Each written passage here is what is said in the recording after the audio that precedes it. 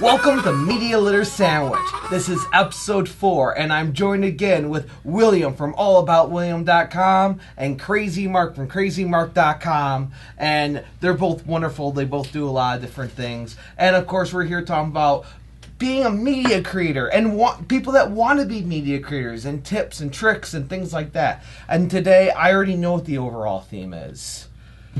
It's community. You know? Yeah, community and but you went to this thing called VidCon. Yeah, there's this little thing called VidCon. This was its 7th year. This is my 4th year going. It is the world's largest. Now, it's really an online entertainers or online platform convention, but it's mostly focused on YouTube, which is where the video podcast of this is. So it's mostly about YouTube, although there are other platforms there. In the first few years, it really focused on any platform. Vimeo had a much bigger presence. Vimeo was there last year, so I'm really surprised Vimeo wasn't there this year. There are various amounts of audio presence there. Vimeo wasn't there? Not this year. Man, I'm surprised because they were really gangbusting. They were there last year.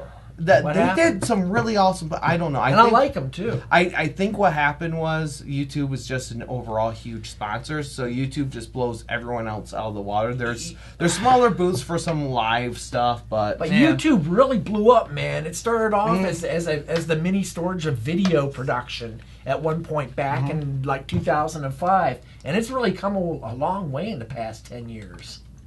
Yeah. Yeah, I mean, it's just this huge thing. I'm shocked still. I go like, what? I even dropped out of YouTube and social media like Facebook, YouTube, that kind of thing. I just said, forget it. And what brought you back? What brought me back?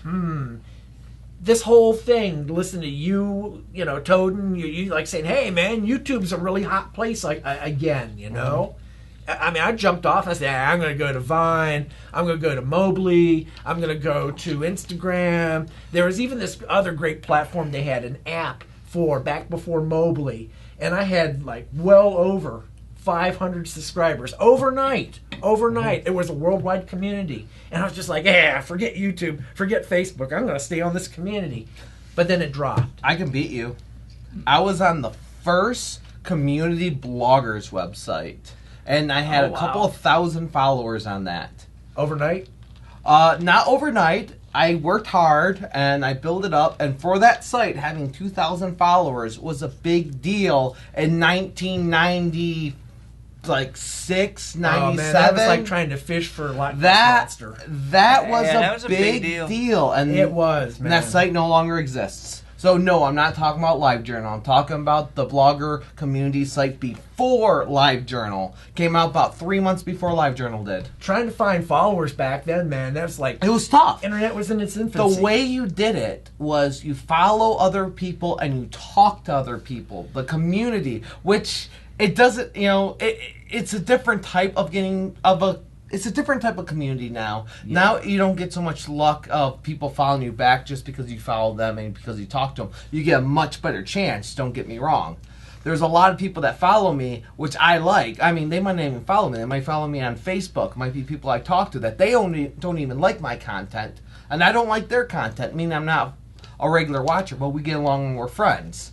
So we might not even watch each other's stuff, but we get along and we learn from each other. It's that kind of community that really brings everyone together and really helps each other. You might not even be a fan, but you can talk to someone, be friends with someone. You know, you're not competing. William, what do you think? I know you're a little bit to the side of this, and yeah, I'm usually very quiet on stuff like this. But I do actually get involved in the community. I started blowing up. Come on, we went to a couple gatherings together. Yeah, I started blowing up shortly after I got involved in several communities. A Michigan YouTubers community started. And several of them were at VidCon this year. Yeah, and they even did meetups. Yep. I saw the videos. I sadly couldn't afford to go. I mean, there's different types. Their meetups were kind of a come meet us versus a let's hang out and talk. It was sort of like that for the first one, but you can only do that for so long, especially when you're in this big, huge place. But you also realize this big, huge place is full of online social media people, and a lot of them have some anxiety problems. Yeah. So you have people that actually come to these things that are kind of hard, and they're kind of hard to talk to people. So these little meetups help them a lot to talk to a couple people, and then maybe they could go do a panel together or go talk to another group together. With me, I hate being in a big group because that means I can't go around and do other things. I can't sit down. You know this. Oh, yeah. So yeah. it's just like, in other words, this is the social thing to get you out of your house, out of your room, to get face-to-face with people. And it doesn't have to be VidCon. There are so many other ways to do it. In fact, there's other cons I like better than VidCon, but this is what focuses in our community. This is not where you go to become famous. It's where you go to try to talk to other people and learn stuff. You don't go there thinking that, okay, I'm going to come back, I'm going to have all these new subscribers, I'm going to be talking to this brand and that brand, they're going to follow me. It's harder to be noticed when you're in a convention, when you're in a room full of people that do very similar things that you do. Yeah. It's harder to get noticed. That's why we bring 3 different pairs of glasses, because we want to be noticed. Well, no, so I can read the type on there. This other one's because your lights are so bright. Oh, okay. But it's how do you deal with the community? How do you bring a community together? You know what? I have some great interviews. Let's go ahead and watch an interview with Jordan, which is half of Monitor. Yeah, TEH Monitor. I'm standing here with half of Monitor. I said that right? Yes, to monitor. Monitor. So you do a bunch of different things, but tell us the newest thing you wanted to plug. The newest thing that we're working on is a website called tomonitortv.com, which is a Twitch live streaming group with the goal and intentions of having a 24/7 curated live channel. Just all great people, great content, 24/7. Okay, so is all this like just yourself, or we all work together with a bunch of different things. So like, how many members of this group, are they your employees or are they partners? How's that working out? Well, I would define them as both coworkers and friends at the same time. There is about 6 people total. Then counting on top of that, you have myself and my fiance. So there's, I guess, really 8, you would say. And we're trying to put it all together. We're all from different parts of the world. We have a girl in Portugal. We have someone in Canada. We have ourselves in Dallas. We have someone in Melbourne, Australia. So we're just from all over the world to try to fill in all of the different time zones and time gaps. And you guys are playing games. What exactly are you doing on Twitch? Well, we actually are a bunch of variety streamers, so we do a bunch of different games and what have you, but we're actually doing a big tournament event with Hearthstone coming up for charity, trying to raise money for cancer research and what have you, because unfortunately a couple of our fellow friends have gone through some tough times, and so we're doing something in honor of them. So we're more than just trying to have people stream that already do what they do, but we're trying to bring community together and have events that can reflect a positive attitude and image in the whole Twitch community and not just our own. Okay, so that was Jordan, half of Monitor, TEH Monitor. I always feel like I'm saying that wrong. Yeah. It is a little awkward. Victoria wasn't there, unfortunately, but she was at the con. She just wasn't in the interview. I love hanging out with those two. But having a channel, having an interaction with people all around the world.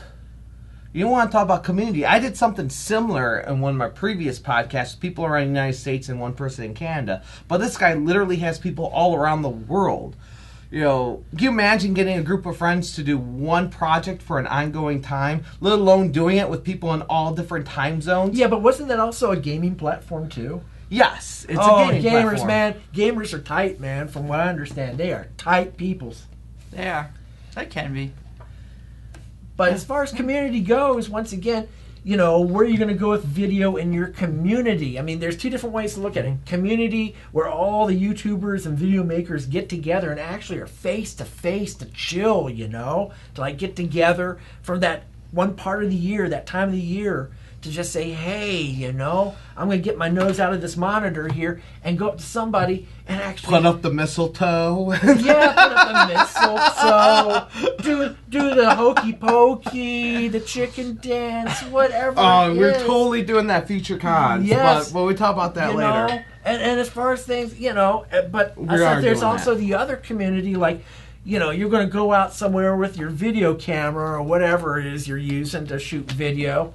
Like, say, for example, there's an artistic business that just opened up, and you want to give them, a little bit of a kudos. Like, recently, I went down to this thing called the Lush Brush in Lincoln Park. They opened up on a street corner. I'm thinking, man, how are artists going to, afford the rent? So I went in, and they have these classes, parties, and the money that's thrown in turns around, proceeds go to like Humane Society or American Heart Foundation or Food Bank, that kind of thing. So instead of pulling out a Vine and going, great googly moogly, you can also use a Vine and create a cool 7-second promo for somebody's business. Yes. And they were just like falling all over themselves. Oh man, what do we owe you? What do we owe you? I just said stay in business. You're doing a beautiful thing. William, have you worked with any charitable contributions or organizations with Yeah, I video? did several years ago when Blog TV was still around. Yes, now it's you Yes. now. Oh, you now had a good presence at VidCon. They Oh, had a really? huge presence last year. Well, it this year wasn't- they still had somewhat of presence. It Yeah. seemed like all the platforms went down in presence except for YouTube. I think YouTube was just the huge, gigantic sponsor. YouTube Red was a gigantic sponsor. Yeah. You saw stuff for YouTube Red Yes. everywhere. Yeah. I mean, I'm just still stunned at how big YouTube has reinvented itself, Yeah, that was important for them. Yeah, well, it wasn't really with Blog TV. It was just on Blog TV. Okay. And it was a group of people, and we had a whole fundraiser. They did a 24-hour live stream in which they raised money for Médecins Sans Frontières, or Doctors Without Borders, if you know it only from America. Yeah, and that first year we actually managed for them to raise, I believe it was $23,000. Wow. And it went on every year after that. It started growing until they decided that they wanted to bring politics into the mix. Right. And everything started to fall apart when they realized, oh, this guy's left wing, this guy's right wing, and they no longer like each other now. Yeah. And it ripped the whole thing apart. If you follow my videos, you know I love charities. A lot of my events, of course, I'm not paid for the events I do on YouTube. I do collect ads on them, and if someone wants to sponsor, I'll totally accept the sponsor. But these event videos do advertise these events, which a lot of the events on my thing are for charities. I was thinking about doing one for the 4th of July, which I know by the time this comes out was several weeks ago. But for us, 4th of July is coming up, and there's an event I did last year, which was a parade that had zombies in it, which collected food, and it was just a great charity so every cool. year. I might not get out there this year just because I have this video, another video, and actually 3 other videos I need to edit. That's why these videos are going to be kind of in the can until we really start rolling things out. So, hopefully not all these videos are going to be a month old by the time they come out, but Yeah, that's why I'm avoiding certain things I'm going to I'm in the trying future. to. I didn't want to mention 4th of July, but it was Yeah. it was the topic. Yeah.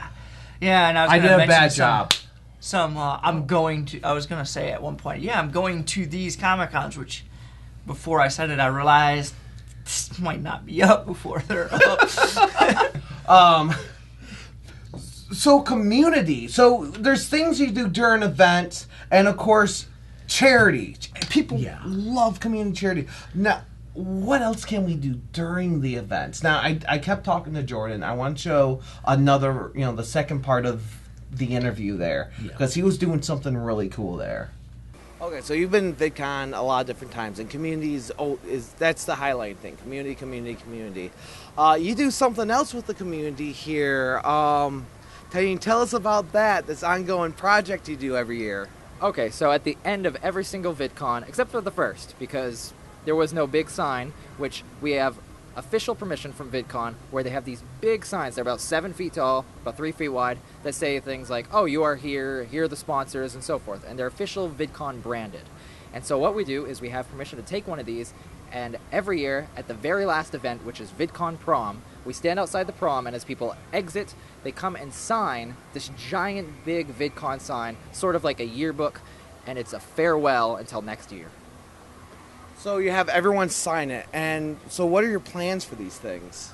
Well, the goal is with these hundreds and thousands of signatures that we have on all of them is we would love to maybe for the 10th VidCon have them all be brought up and displayed so people could come and see all of the signatures and the rich, vast history of all the people who have ever come to all the VidCons that signed these signs.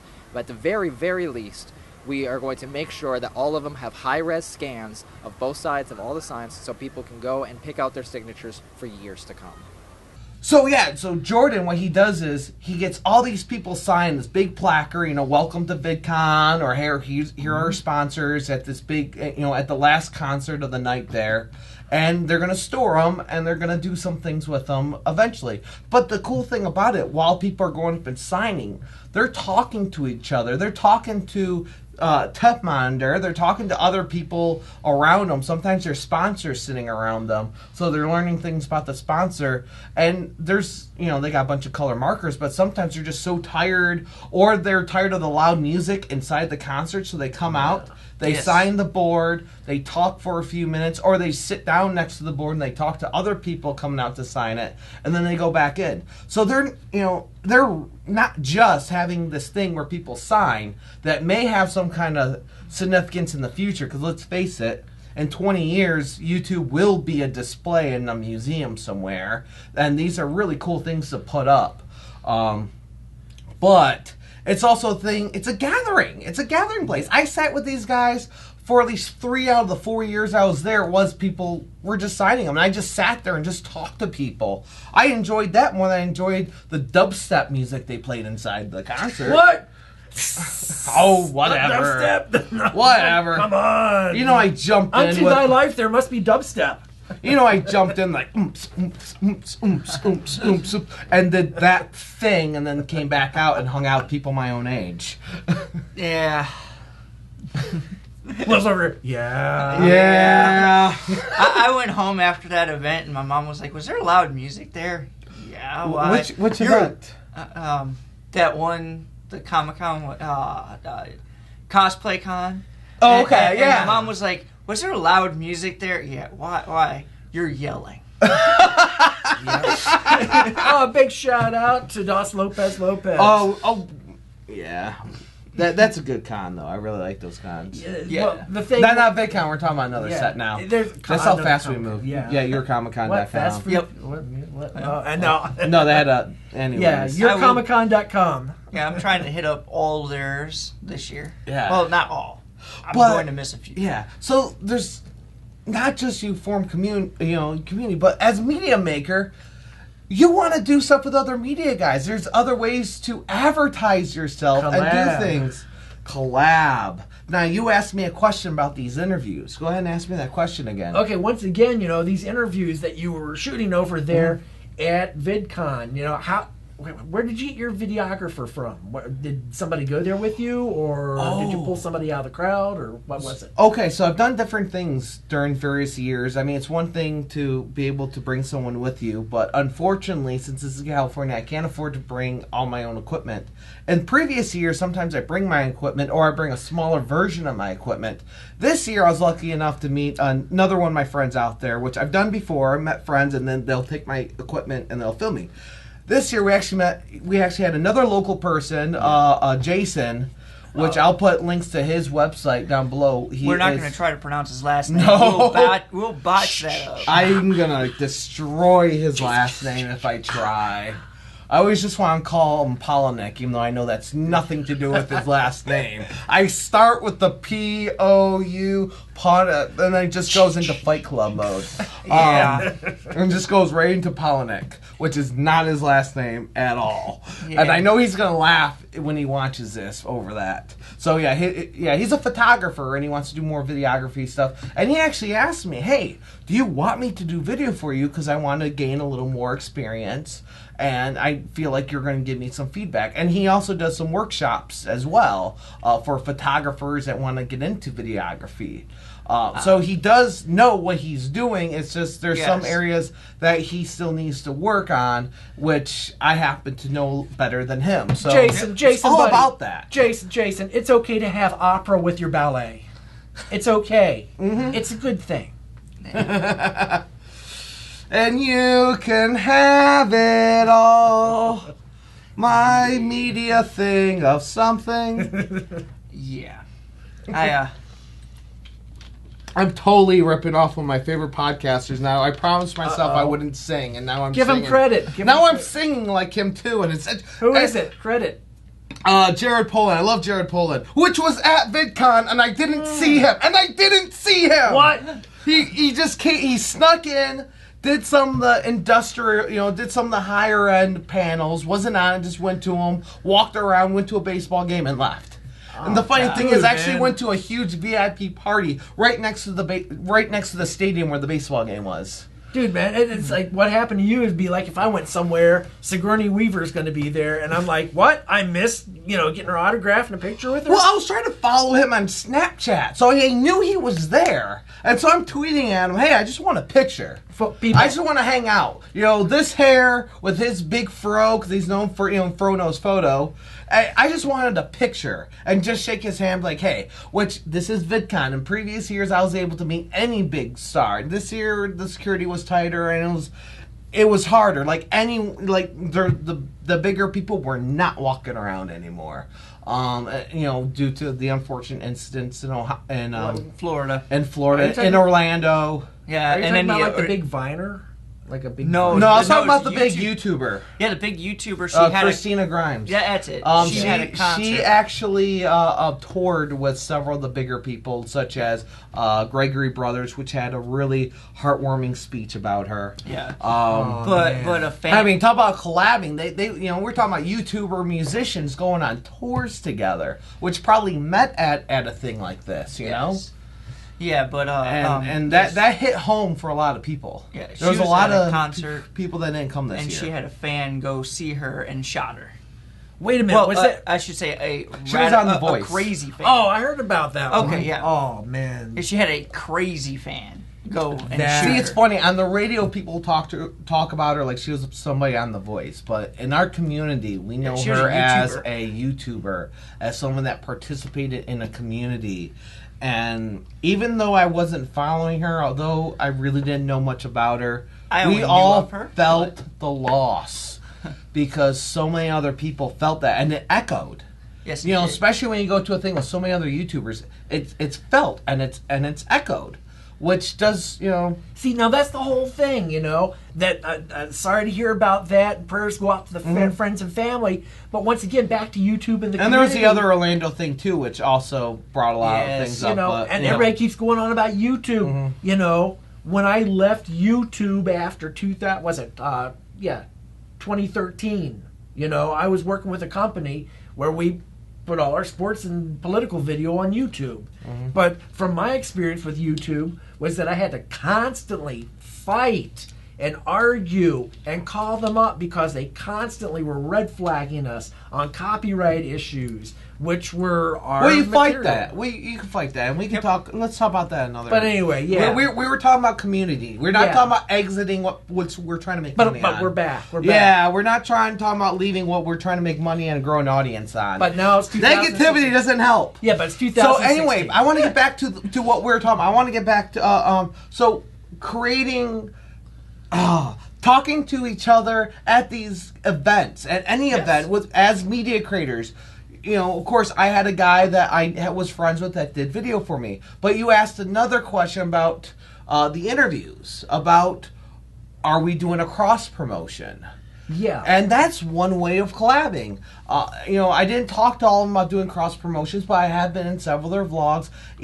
One of the guys, and you'll see his interview, we'll talk about him in a later episode, very large personality on Hulu, on Amazon. I was on his videos doing a thing, and then he's going to be on one of ours doing his thing.